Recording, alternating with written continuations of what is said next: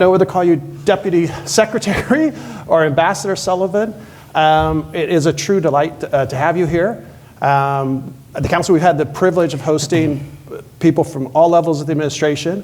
For people who might not realize, the Deputy Secretary means the #2 person in the entire State Department. So you're first Deputy Secretary under Secretary Tillerson, and then the #2 for Secretary Pompeo.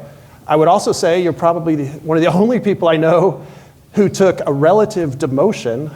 For most people, ambassador to Russia would be the pinnacle, the highlight of their life. But for you, it's a relative demotion to go from #2 in the State Department to another, thrown into another fire of a different sort.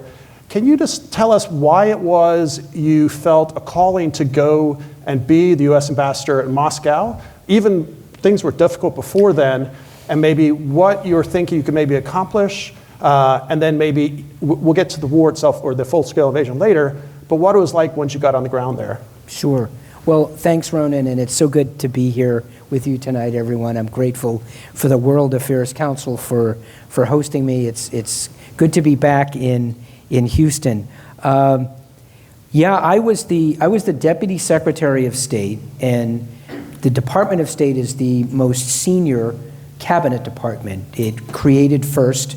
The Secretary of State is the most senior member of the cabinet, and so as the #2 official, as Deputy Secretary of State, by virtue of my office, I had pretty substantial authority. And it first dawned on me that I did when I would go to meetings, say at the White House, and would be sitting around a table. And for those of you who are old enough to remember the old E.F. Hutton commercials, yes. When E.F. Hutton talks, people listen. And I'd have an idea, and I'd raise my hand, and I'd say something like, well, Secretary Tillerson, and I noticed everyone would go, for me. Well, the old adage goes in the military, salute the office, not the person. It was the office I held.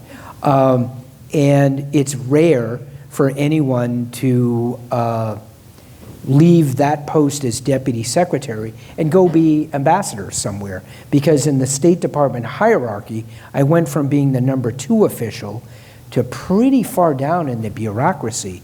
As ambassador, I reported to an assistant secretary, who in turn reported to an undersecretary, who reported to the deputy secretary, my former job, and the Secretary of State. What I knew, however, is that government bureaucracies are run by humans. People knew I had been, after 3 years, the deputy secretary. I really reported to the Secretary of State, first for Secretary Pompeo in the Trump administration, and then to Secretary Blinken in the Biden administration. Secretary Blinken, I had succeeded him as Deputy Secretary. I explain in the book, I won't go into great detail now, why I wanted to leave. After 3 years as Deputy Secretary of State, I was pretty burned out. But I felt guilty leaving my colleagues, leaving the field, so to speak, when there was still so much trouble in the world, and I still had the opportunity to contribute. And John Huntsman, our then ambassador to Moscow, came back to Washington in June of 2019 to tell Secretary Pompeo and the president that he was going to leave his post in Moscow to run for governor again in Utah. And again, another common Washington phenomenon, I was put in charge of finding who our next ambassador to Moscow would be. And I thought, there's this fellow Sullivan who's not bad. Maybe we should consider him. And this gets to really what I hope I'll be able to talk about a little bit tonight, about the fact that I am and remain a Russophile. I have an enormous respect and affection for the country, the people, its history, its culture, and have since I was a fairly young child. I'm not a Russia expert. I'm not a Russian historian. I have a law degree. I'm a lawyer by training. I've served in a number of government jobs. But deep down, I've always been fascinated by Russia and before it, the Soviet Union. And as proof, I offer the following. My first trip outside of the Northeast United States was to the former Soviet Union. I dragged my wife, Grace, and we went for almost 6 weeks. We went to Leningrad, Moscow, Kiev, and Yalta. It was Kiev then, not Kyiv, the Ukrainian pronunciation. And I didn't really, what I focused on was that I was going to the Soviet Union. It didn't occur to me that I was going to 2 cities in Ukraine, Kiev and Yalta, and 2 cities in Russia, Moscow and what was then Leningrad. So the opportunity arose with Ambassador Huntsman's announcement, and I took it. I went to see Secretary Pompeo, who spoke to the president, and one thing led to another, and I was nominated to be ambassador, confirmed, and went to Moscow, confirmed in December of 2019. A footnote to the story, I talk about it in the book.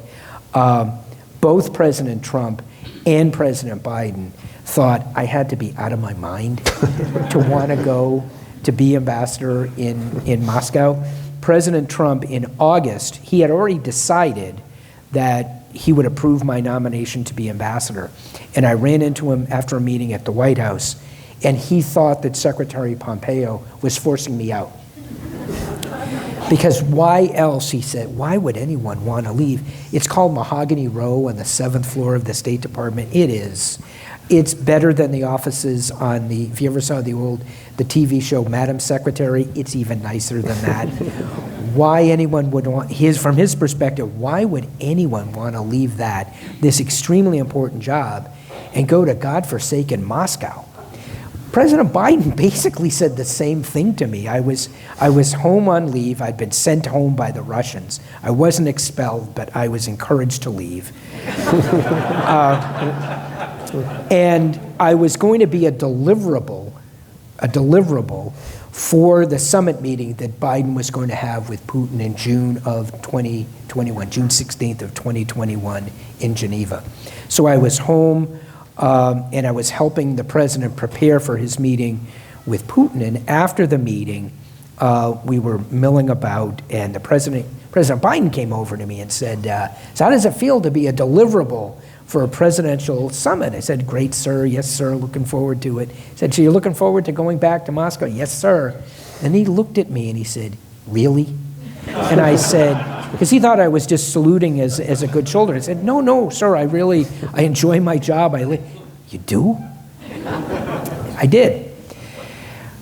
I say that as an introduction because I went there as a Russophile. I went there as a person who was looking for opportunities, few as they may have been, to improve the relationship between the United States and Russia. I was not looking for trouble. I was not looking to do damage to the relationship between the United States and Russia. I was looking to make an honest effort to try to find those few areas where we could continue to work with the Russian government for the betterment of humankind and for the Russian people and the American people.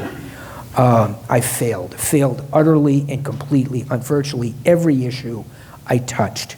Not because of a lack of effort, and I write about this in the book, mostly because of the attitude of the Russian government. The Russian government's attitude was virtually every senior Russian government official I met with, and I had access to all of them, with one exception. The defense minister wouldn't meet with me because then Secretary Mattis, the Secretary of Defense, declined to meet with the Russian ambassador, and as tit for tat, they said, Shoigu won't meet with you, the defense minister, because Mattis wouldn't meet with Ambassador Antonov.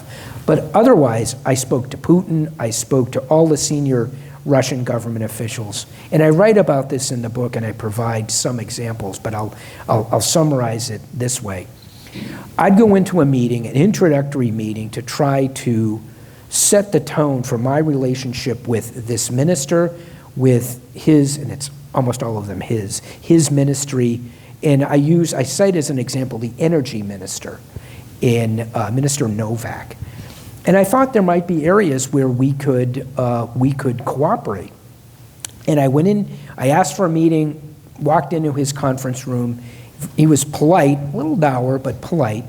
And he started to give a spiel that sounded like my spiel, which was, boy, U.S.-Russia relations are at a low ebb. Things are really bad. It's a post-Cold War low. We've got to stop digging the hole we're in, and I'm nodding my head, yep, okay, that's right.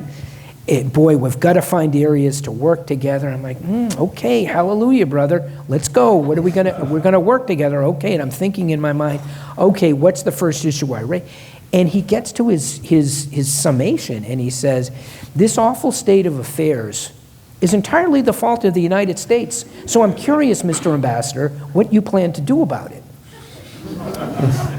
Boy, that's as I remember from the course that my wife and I, when we were engaged, the Catholic Church had us take a marriage prep course. And I believe the expression that was used then was communication blocker. That was a communication. How do you get a conversation back on track when someone says that, right? And that was the attitude of the Russian government. And it was pervasive. We'll fast forward to, and we'll talk about the war in Ukraine. Yeah, and maybe before we get to that, I think just, you have an incredibly experienced, incredibly knowledgeable, Ambassador Deputy Secretary 8 right here. It was probably too humble to admit it, but you have probably met with Putin as a senior U.S. Foreign policy leader, either as Deputy Secretary or as Ambassador, more times than almost anybody. You don't get to hear about it that much. What is he like in person? So in the last 10, 12 years, even among my predecessors as former U.S. ambassadors, I've probably met or been in Putin's presence more than anybody, met with him, spoke with him personally as ambassador. And I describe him in the book. In fact, I devote a whole chapter in the book. And the title of the chapter is The Chekist. And Putin is very much a product of the KGB. You can't understand Putin if you don't understand that he is a product of the KGB, of that culture. And it's more than just being, when I think of analogies in the United States, once a Marine, always a Marine. I saw this, a person I consider my mentor, the person who brought me into the Trump administration, Secretary Mattis, who's venerated by his fellow Marines. It makes even that type of camaraderie pale in comparison, with all due respect to my Marines in the audience.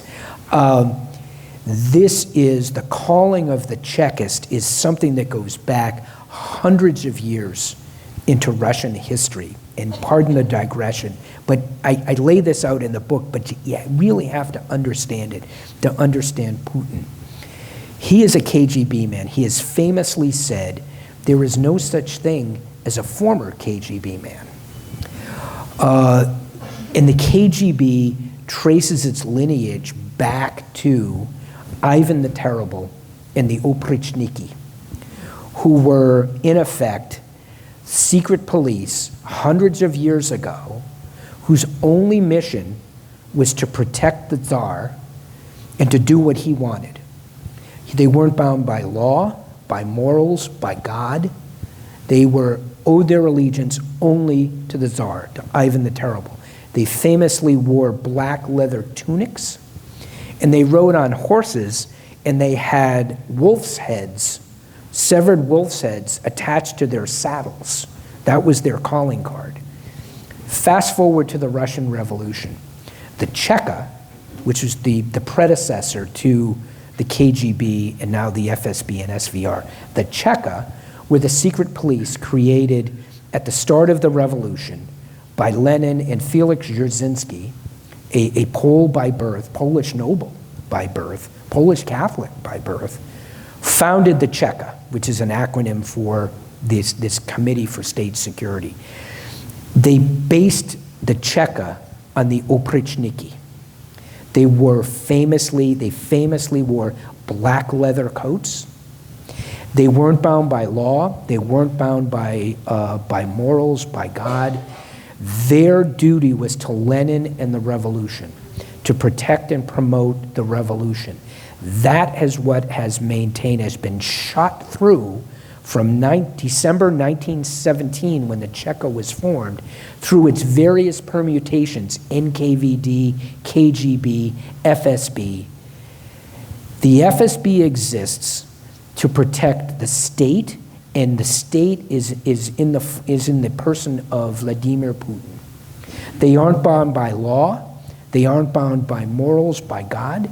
Their only duty is to do the will of the leader. It used to be the Tsar, then it was the chair of the Communist Party. Now it is Putin himself. Putin was the head of the FSB, successor to the KGB. That's the way he looks at the world. They refer to themselves as Chekists. They celebrate, I'm not kidding, they celebrate Cheka Day in December of every year. When Putin was the head of the FSB, he had a statue of Felix Dzerzhinsky on his desk in Lubyanka. That's how he looks at the world, as a Chekist. He's not bound by law, although he likes to say he's a lawyer, claims he's committed to the rule of law. He maintains that he is devoted to the Orthodox Church. Who am I to judge, to paraphrase Pope Francis, but got to wonder about that. He's devoted to his rule and the rule of the state. And until you understand that, you don't really understand Putin. And what he's about in Ukraine is all about his vision of an imperial Russia, restoring that empire, which was lost, in his view, when the Soviet Union collapsed. He's called it the great catastrophe of the 20th century. And I said to some others earlier this evening, he's not lamenting the demise of communism. He scoffs at communism, at the system. I said there's a Russian expression he uses. If you don't have nostalgia for how we lived under communism, you don't have a heart. But if you want to return to the communist system, you don't have a brain. No, what he laments is the control over this enormous country, the Soviet Union, 350 million people in 15 Soviet republics. When the Soviet Union collapsed, the Russia was cut in half. Its population, its current population is roughly 140 plus million people. And Russia lost key elements of what, in Putin's mind, is the Russian Empire that goes back to Peter the Great. And at the heart of that is Ukraine. This is an imperial endeavor that is at the heart, the core of Putin. The Chekist, he traced his lineage, his personal lineage as the Russian leader, the leader of the Russians, back to Ivan the Terrible. I'll conclude with this quote from Lavrov, the foreign minister.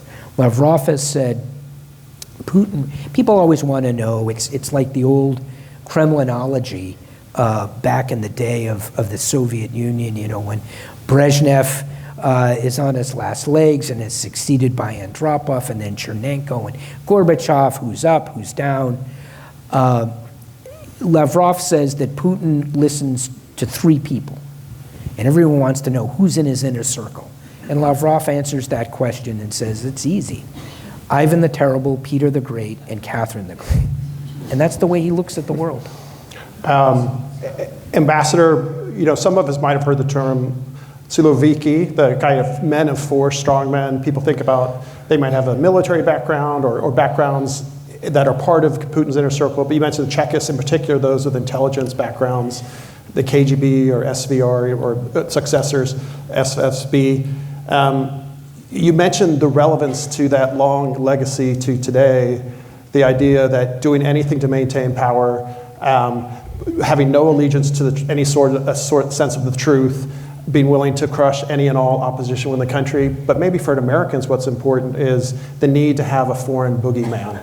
And in the United States, we may not realize what's being fed to the Russians over and over, but we are demonized as the great cause for the stress that the Russians face today. Can you talk about that? Yeah, so one of my predecessors as ambassador from decades ago, George Kennan, famous US diplomat, foreign service officer, wrote a lot, a real Soviet expert, one of the greatest in American history at least, wrote about the need, he's talking about the Soviet Union, and when he's writing, two of his most important works were in the mid-1940s.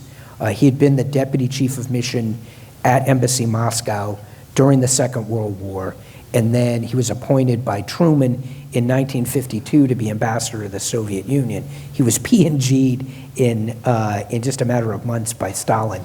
But he writes in 1946-47 about how the Soviet leadership needs a foreign enemy to justify their control of the Soviet peoples.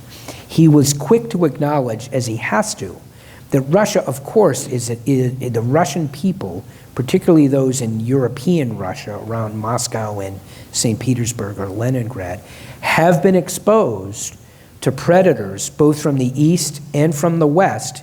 Of course, most recently, the French, Napoleon invading Russia in 1812 and Operation Barbarossa in June of 41. So there's good reason for that fear, but the Russians, the Soviet leadership, and he would use in his writings, he would use interchangeably Russians and Soviets. Because from his perspective, and I think this is the way to view it, yes, the Soviet Union was this colossus, this communist empire, but at its heart, it was governed by Russians from Moscow. And that's what Putin laments, that control from what they call the center from Moscow. To maintain that control and to regather those lands that were lost when the Soviet Union collapsed, he's got to have a boogeyman in the West, and that's now the United States. And it's interesting the extent to which, and I'm talking about, this goes back long before Russia was on the verge of invading Ukraine in 2021-22. When I first get confirmed as ambassador in 2019, I had to get used to the different way the Russians talk about the United States and NATO and our NATO allies. They call us the United States and its vassals. When I would say to Russian friends, I'm pretty sure Charles de Gaulle would be rolling over in his grave if he thought that France was a vassal of the United States. I didn't go on to say that the last time I heard somebody use the word vassal was when Jethro on the Beverly Hillbillies wanted to be a member of King Arthur's court, and he asked Uncle Jed to get him some vassals. What the heck are you talking about? But that's the way they view the world. They obsess. Russians obsess about the United States. The average Russian, and I'm not talking about just highly educated people in Moscow and St. Petersburg. The average Russian knows so much more about the United States than highly educated Americans in big cities like Houston, Chicago, New York know about Russia. We lead the news every night, what's going on in the United States. The average Russian, I just saw some recent statistics, some polling. You have to take polling in Russia with a boulder of salt.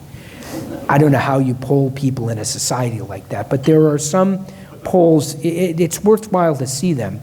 And they asked Russians how much they knew about the current election in the United States, ongoing campaign. 55% of Russians said they follow the elections in the United States very closely.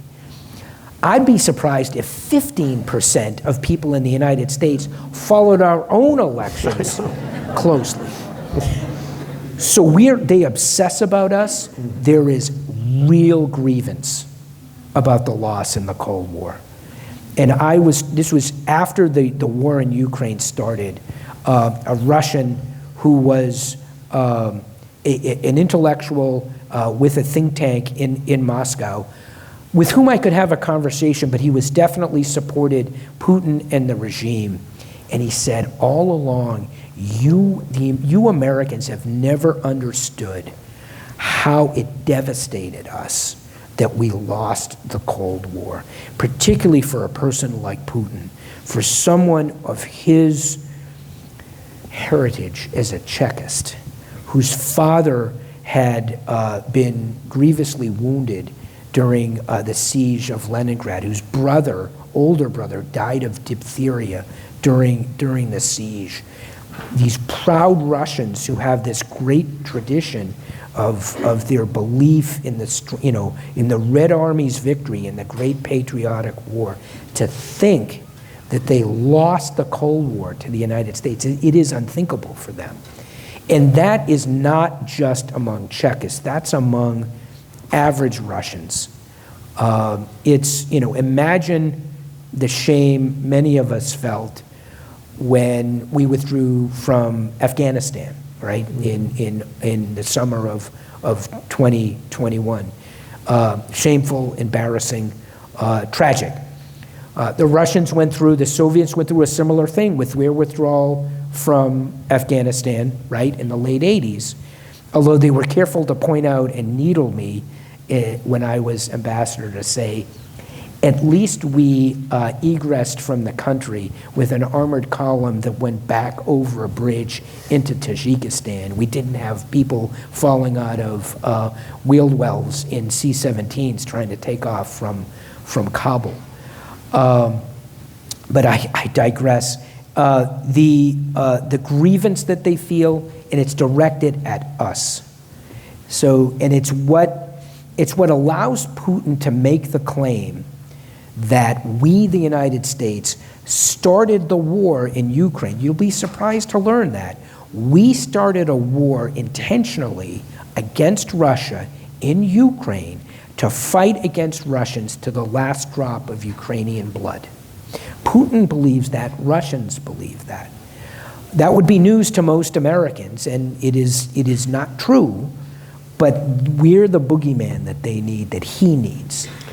And we'll turn to the full-scale invasion. The war, started in 2014, annexation of Crimea, fomenting the civil war in Donbass. And obviously there's some things you probably aren't privy to say, but can you discuss those days and weeks and months before February 24th, Sure. before the full-state invasion, what you were doing, trying to negotiate, trying to say to your Russian counterparts, we know what you're doing, we know this is real, we know these are not military exercises. How do we pull this back from the brink? And maybe discuss kind of what that was like, why it didn't work, and then maybe as ambassador, what was like late, early that morning when the invasion actually started, and you're like, oh my God, this is the largest war in Europe has just begun since World War II. Yeah, well, I'll take the last part of the question first, and it's on the first page of the book. We were at the embassy. We had a 24-hour watch for any sign that unusual activity, that signaling that the war had started or was about to start. And I lived, the ambassador's residence was not on the compound. It was a 10 or 15 minute either walk or drive because of the traffic in Moscow. It took about the same amount of time to get to the residence, but I'd go home the week, the war started on a Thursday, and we had a 24-hour watch run out of our defense attaché office, which was a secure space at the embassy. We had a Navy Rear Admiral, Admiral Phil Yu, who was our defense attaché, and his team. And we had a code for them to call me if there was a sign that the war had started. And there have never been secure communication devices at the ambassador's residence. So the call would have to be made over an open line. So there was a limit to what we could say, and it was basically a signal, a code that something's happening, you ambassador need to get to the embassy ASAP, and we can brief you. And we figured, like operations like this, it would probably start in the middle of the night or early in the morning, 2 or 3 o'clock in the morning, and it started not long after midnight, hence the title of the book. And the code that I chose, there were some suggestions of I think Admiral Yu had said, well, I'll call you and tell you, turn on CNN. I'm like, that's so And I said, if these bastards, they monitor everything I say and do, let's give them something to think about. You call, and you have to say it in his accent, you call me on the phone and say, get to the chopper. This is Arnold Schwarzenegger from Predator. I said, let the FSB chew on that. What the heck are these people talking about? I had to do a little of our own psychological warfare there.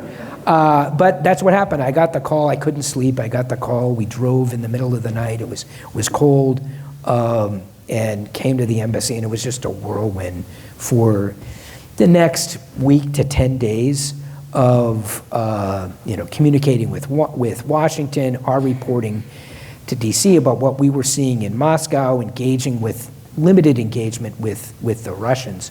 But this was a culmination really of what we'd been working on since the end of October. And the way this played out was Biden and Putin meet in June of 21 in Geneva, June 16th. And the two presidents barely mentioned the name Ukraine in a whole day of meetings. They talked about everything else, the Arctic, Afghanistan, you name it, cyber issues, wrongfully detained Americans. Barely talked about Ukraine. And if you look, as I look back on it now, it's significant because Putin had the opportunity to engage with Biden on Ukraine, never raised Ukraine. How long it's going to take me to have this translated so that everyone from the President of the United States on down can read it? And the notion that we are going to have a reaction to that treaty, come up with a negotiating position, put together a negotiating team, get across our interagency, get them on a plane, fly to Geneva, and negotiate with you in 48 hours? That's fanciful, polite word. It's messed up, is what it is. And it's not serious. This is not serious diplomacy. And that type of behavior, reading from notes, no engagement, when I'd raise with the Russians, you've probably heard of the Minsk agreements, which were negotiated by the French and the Germans with the Russians and the Ukrainians in 2014-15, trying to get the Minsk agreements, full implementation of the Minsk agreements about the conflict in Ukraine. I would raise that issue at the foreign ministry with the deputy foreign minister. And his response would be, Ukraine, only the Kremlin, only the office of the president can talk about Ukraine. What I'd like to talk about, this is Ryabkov, I want to talk about security architecture in Europe. So we'd start to have a conversation about NATO missiles, NATO expansion, and inevitably Ukraine would come up. And another communication blocker. I can't talk about Ukraine. How can you not talk about Ukraine and talk about security in Europe? It's not possible. I go to the Kremlin, I meet with Putin's deputy chief of staff, a guy named Kozak, who is responsible for Ukraine. Born in Ukraine, a Russian, but born in Ukraine. And I try to have a conversation about Ukraine. And to have a conversation in Ukraine, it necessarily bleeds into a conversation about security in Europe. As soon as the conversation naturally lent itself to discussing that broader issue, I can't talk about security in Europe. You have to talk to the MFA. It's a shell game. Reading from notes, fake crisis, the shell game with discussions about Ukraine and security in Europe. I lay this out in the book. This was sham diplomacy. By the way, with the two treaties and the 48-hour deadline, they said, when I raised objections, I said, this is preposterous. They said, yeah, that might be, but we're going to have a press conference. If you're not there in 48 hours, we'll have a press conference, say, these are our security concerns. The Americans aren't serious about addressing them. That's public posturing, pretend diplomacy, sham diplomacy not real diplomacy.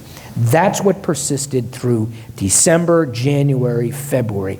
All the while, the Russians, from Putin on down, are promising, we not only won't invade Ukraine, we have no plan. No plans exist to invade Ukraine. It's Reagan's famous expression, trust but verify. Who could trust Vladimir Putin now?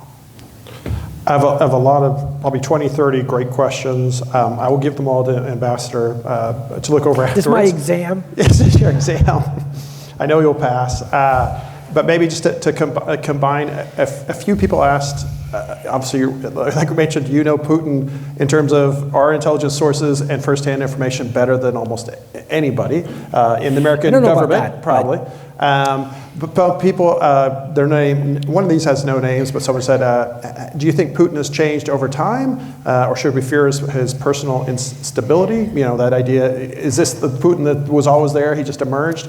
And then Alex asks, what's your take on Putin's body doubles, the idea of his body doubles? So, you know, I hesitate to go down the path of drawing comparisons to a notorious 20th century leader. Putin is not Hitler. The Russian Federation is not Nazi Germany. Putin is not yet a genocidal maniac like Hitler. But if you think about it, among the colossal mistakes that Hitler makes in launching Operation Barbarossa, the invasion of the Soviet Union, he was his own best general. I mean, he consulted one advisor, Frederick the Great, right? His generals warned him not to invade France in the Low Country, not to militarize the Rhineland. Every step he took and was successful at, he developed a confidence that he was really a great leader who knew better than his generals and his diplomats. And it led to the colossal mistake of the invasion of the Soviet Union, and right up to the point where when the invasion starts, I mean, the Germans get distracted by fighting in Greece, delay the invasion, and Hitler, to the concerns of his generals, he says, the Soviet Union is a rickety old shack, and all we need to do is kick the door in and it will collapse. And we know how that turned out. There's a similar aspect of Putin, right? He thought he knew better than anyone. He was advised, he was worried about the reaction if he seized Crimea in 2014. And it worked out well for him. The insurgency in the Donbass, which is really run by Moscow, has created a huge problem for the West. I'm talking about before the invasion on February 24th, the incursion into Georgia in 2008. He's been on a pretty good string of, it's not on the same scale as, as the Germans driving the British off the European mainland and Hitler being able to tour Paris. But Putin's got that type of confidence that he knows what he's doing. People are afraid to give him bad news, just as Hitler's generals were afraid to give him bad news. And he thought he knew better. He believed, the Russians believed, that major combat operations in Ukraine would be over in a matter of weeks, if not days. Senior Russian officers, generals who went into Ukraine with the invasion force were advised to bring their dress uniforms for victory parades after, however many weeks it was going to take to vanquish Ukraine. Putin was misinformed, mostly by the FSB and his military, but I think that, and I explain in the book why I believe this, by the FSB, his security service, his people, his Chekists let him down. So he was overconfident. It was clear, if you ask Bill Burns, his assessment when we met with the Russians and spoke to Putin at the beginning of November of 2021, there was confidence, the way I phrase it in the book, confidence bordering on arrogance, that they could handle whatever was going to happen in Ukraine, and it was none of the United States business. This is our backyard. And Patrushev, who is Nikolai Patrushev, he succeeded Putin as the head of the FSB, and later became secretary of the Security Council, the Russian Security Council, the equivalent of the National Security Advisor at the White House. He said to Burns, I was there, I watched him, I heard him say it. He said, Burns is talking about massive Western sanctions. Patrushev, it was sort of the start of Russians reading from their notes, but Patrushev knew why Burns was coming, the message that he was going to convey. But in a very Russian maneuver, because we were coming to see him, he spoke first. And he read from his notes, and he basically gave the same spiel that I'd heard so many times before. Relations between us, and he was talking to Bill. Bill had been ambassador to Russia, so the Russians knew him, and they knew Bill knew Russia. Relations are terrible, it's all your fault. It was the same spiel. Bill then briefly says, look, our intelligence shows what you're planning to do. Don't do it because the consequences from Russia will be catastrophic. This is what Patrushev's response was, in summary. Yeah, look, we're not the Soviet Union. We're not the economic colossus that the Soviet Union was. And your your sanctions hurt, and you may ratchet up the sanctions. And we're not planning to invade Ukraine, but you know what? If we have a problem in our neighborhood, one thing we have done and we have improved is our military. And our military is at least on a par. There's a disagreement within the American side about exactly what he was talking about. He said that the Russian military, that Putin had invested billions of dollars and reformed the military, and now the Russian military and many of its weapon systems, hypersonic missiles and so forth, that the Russian military was as powerful and maybe more powerful than the United States military. I think he was talking more about, for purposes of deploying force in the use of force in the military in Eastern Europe and in Ukraine. But the way he said it, it was sort of like, look, the Red Army's back, and we're just as strong as you are. Really arrogant, confident, and it was that attitude, feigned diplomacy, in support of this confidence that they could handle whatever happened. And now, as we look at what's happened with, the flagship of the Black Sea Fleet, the Moskva, on the bottom of the Black Sea, the collapse, the withdrawal, the shameful withdrawal from the assault on Kyiv, where, by the way, Russian soldiers were ordered to entrench in the Chernobyl exclusion zone. If you look at the route south from Belarus to Kyiv, through the Chernobyl exclusion zone, Pripyat, the nuclear reactor that was the site of the famous disaster in 1986, they ordered their soldiers to entrench in that region, exposing large numbers of them to serious radiation poisoning. They sent soldiers into Ukraine without cold weather gear, in part because, talk about echoes of the Wehrmacht in Barbarossa, talk about failures. What army in the world should be best prepared for cold weather warfare? Go figure, a lot of injuries from frostbite. Just a disaster by the Russian military. So confident, arrogant, big failure, but he'll never surrender.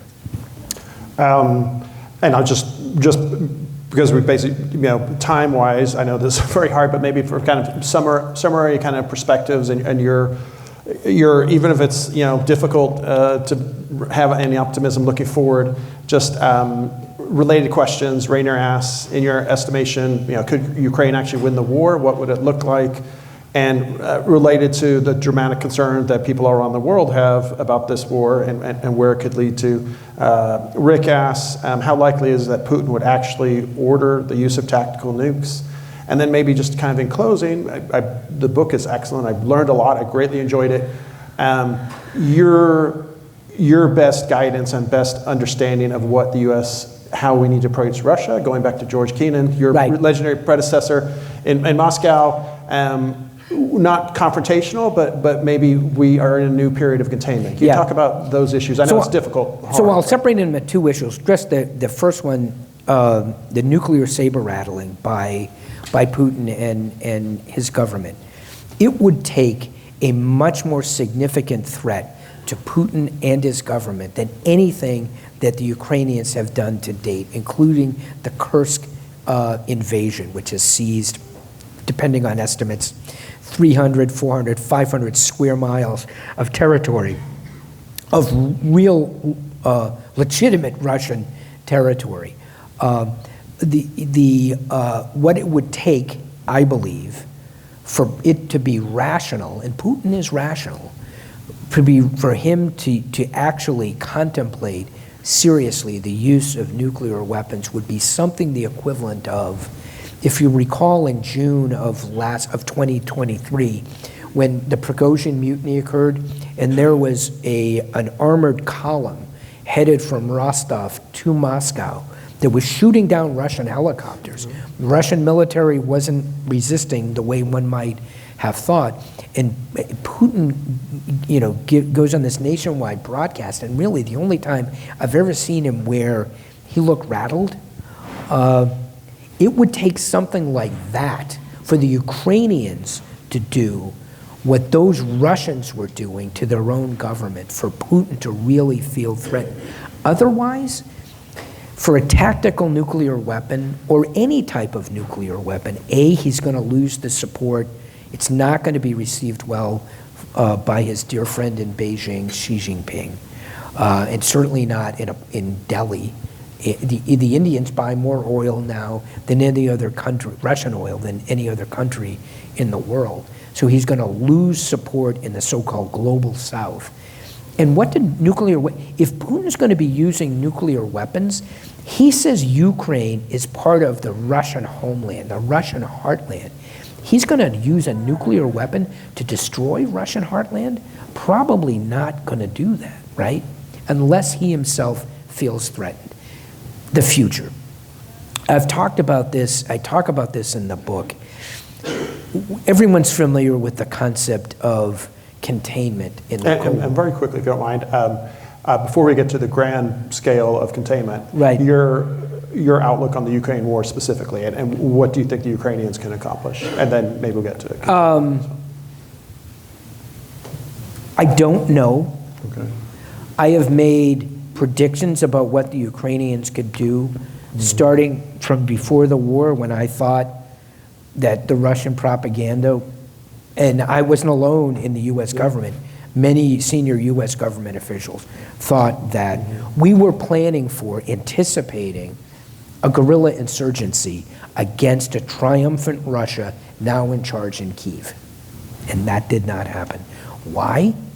Because of the talent and bravery of the Ukrainian people, which the Russians underestimated. I like to cite this example of, what am I talking about? There's a famous YouTube video. I remember seeing it. I think it was the second day of the war. And Russian troops are moving north out of Crimea.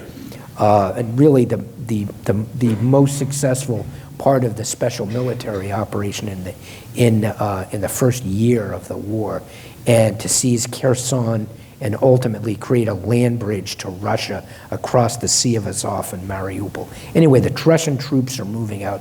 They're passing through a village, Ukrainian village, and there are Russian paratroopers fully kitted out, assault weapons, at the ready, walking through this town. And a Russian woman, an older Russian woman, walks up to the lead trooper, and it's translated, but she says in Russian, and I will censor what she said, "Who the F are you? You're effing fascists. Get the F out of my town." Like, okay. So, and that's a babushka. Yeah, so that's a... But it gets better. Yeah. All right, that's not too creative. She was better than that. He reaches into her pockets. He takes out a fistful of sunflower seeds. The sunflower is the national flower of Ukraine. She walks up to the lead paratrooper, holds a fistful of sunflower seeds in front of his face and says, "Here, put these in your pockets, so when you're killed and buried here, something good will grow out of you." Whoa. So I call in my colleague, like, you gotta see this. And if you think about the courage that took, because at the very same time, the Russian military is committing war crimes, particularly in and around Kyiv, and slaughtering civilians, zip tying their hands behind their backs and shooting them in the back of the head. So the Ukrainians are going to resist. I will not predict a Ukrainian victory, but I also won't predict a Ukrainian loss. Frozen conflict? But if the United States withdrew our military and financial support, I think that's a dire situation. Now we're talking more about more of an insurgent situation. It would be difficult for the Ukrainians against the heft of the Russian military and the Russian population, 3 times the size, 140 million roughly to 150 million to 40, 50 million people. Be difficult for the Ukrainians to, over time, to continue to resist. It's the way the Russians have fought and won wars in the past, whether the Winter War against Finland. I mean, they got knocked on their rear ends by Barbarossa, right? I mean, the Russians are, if you've ever been to Moscow, there's a monument not far on the road from the main airport to the Kremlin that it's one of those barriers that were used to block tanks that marks the closest advance of the Wehrmacht to the Kremlin in December of 1941. They got close. Heck, Napoleon captured Moscow and the Russians burned it to the ground and Napoleon's troops starved and fled. So the conflict will continue. How successful Ukraine would be, I'm hesitant to say that that they will fail because I've been wrong on that on more than one occasion previously. But the larger point, and it gets to what U.S. policy needs to be, in talking to my fellow Republicans on Capitol Hill, and in fact, I'm having dinner with a group of Republican congressmen, Republican members of Congress this coming Monday. And they're always talking to me, and it's, I love talking about Ukraine and telling the story about the Ukrainian woman and her sunflowers and what a hero Zelensky was when the Russians were going to kill him. I thought the best that could happen to Zelensky was what happened to Dubček in '68 when the Russians invaded Czechoslovakia. They put the Prague Spring. They put Dubček on a plane, sent him to Moscow. He was re-educated, and he was sent back, and he was sent home to his familial region in Slovakia and became a forest ranger. Whether Zelensky was ever going to be able to survive, I was doubtful. And he inspired, particularly the Europeans in the United States. So, but concluding thought, because I know we're running out of time. Republicans, those who are opposed to the war, opposed to U.S. support for the war, will say things like, I don't understand why we care more about Ukraine than we care about, why aren't we spending $60 billion on the United States? Why are we defending Ukraine borders and not our own southern border? I'll tell you the answer. The answer to that is you're focused on the wrong side of the war. I want to support Ukraine. There are lots of wars going on all around the world right now as we speak.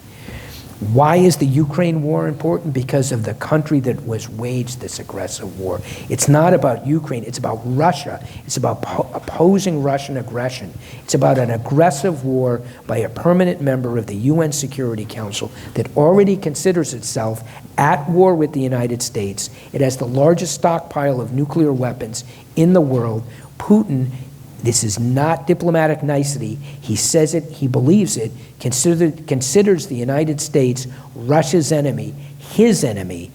We need to oppose Russia, and we oppose Russia now. Putin has presented us this opportunity to oppose Russia by supporting Ukraine. If we don't, thank you. I'll conclude. I write in the book a lot about drawing parallels or lessons from the Second World War. And I'll quote Justice Jackson, who was the chief American prosecutor at the Nuremberg, the International Military Tribunal at Nuremberg. In his summation, and I write about this in the book, in his summation at Nuremberg, where he charges the German defendants, the principal, the Class A German defendants, the most senior leaders still alive. Bormann was missing, Hitler was dead. They were still alive. They're charged with, among other crimes, waging an aggressive war, starting that war on September 1st, 1939. And he makes the point, he says, you know, Germany had grievances in the interwar years, substantial grievances. We, the United States, contributed to the grievances that Germany had. We are in part, we, the United States, aggrieved Germany after the Great War. He said, but all of those grievances didn't justify the aggressive war that the Germans waged starting against the Poles on September 1st, 1939.